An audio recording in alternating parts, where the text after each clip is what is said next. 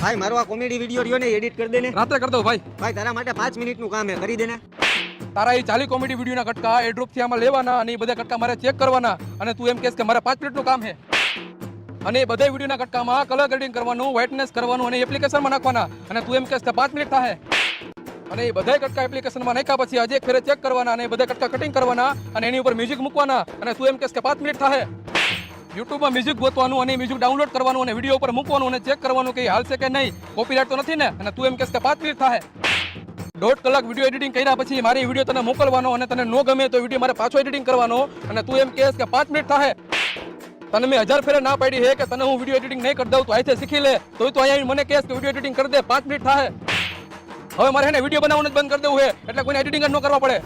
ભાઈ બોલ. છેલ્લે મારો એક વિડિયો તો એડિટિંગ કરી દે, 5 મિનિટ થાય.